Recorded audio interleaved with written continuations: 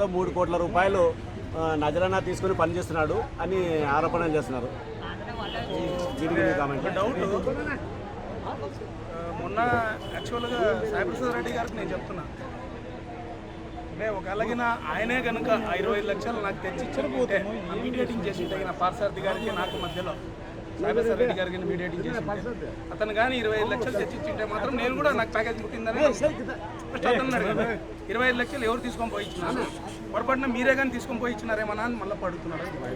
So నేనేమంటున్నానంటే సాయిప్రసాద్ రెడ్డి గారు మొదటిసారి తన ఎన్నికల్లో ఫ్రస్ట్రేషన్ పోతున్నాడు. ఎందుకంటే ఇక్కడ ఒక సెన్సేషన్ క్రియేట్ అవుతా ఉంది అదంతా. అతను రోజు రోజుకి ఫ్రస్ట్రేషన్లో పోతున్నాడు. ఇప్పుడు ఏదో ఒకటి బురద జల్లాలి. నేను ఒక మాట చెప్తాను, సాయిప్రసాద్ రెడ్డి గారితో నేతట్ల అలాగే ఆదోని నియోజకవర్గం, నేను 20 ఏళ్ల జీవితంలో మీరందరూ గమనించి ఉంటారు, నేను ఒక సంవత్సరం దాన ధర్మాలు చేసిన పతి కాదు 25 లక్షలు.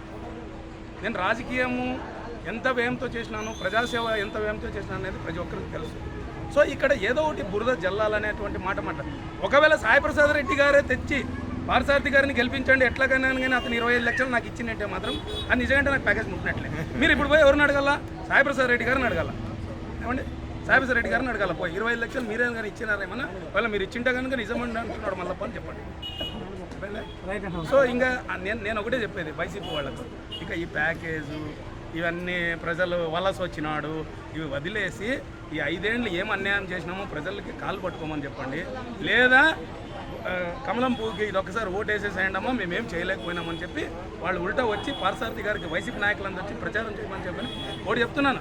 ఏ వైసీపీ నాయకులు అయితే సాయిప్రసాద్ రెడ్డిని నమ్మి పనిచేశారో ఈ 5 ఏళ్ళు, మాకు మొత్తం తెలుసు ఆదోని నియోజకవర్గంలో గ్రామ స్థాయిలో ఉన్నటువంటి వాళ్ళు, వార్డు స్థాయిలో ఉన్నటువంటి వాళ్ళు, ప్రతి ఒక్కరు కూడా ఒక్కసారి కనువిప్పు చేసుకోండి. మీరు కనుక ఇది ఒక్కసారి ఇండైరెక్ట్గా కమలం పువ్వు కొట్టేసి పార్సార్థి గారిని గెలిపించండి.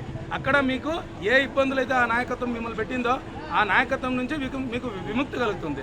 నెక్స్ట్ స్పేస్ క్లియర్ అవుతుంది మీకు కూడా. ఇది వైసీపీ నాయకులకు నేను ఇచ్చే మెసేజ్, ఆదోని నియోజకవర్గంలో మీకు స్పేస్ క్రియేట్ అవుతుంది. ఓకేనా?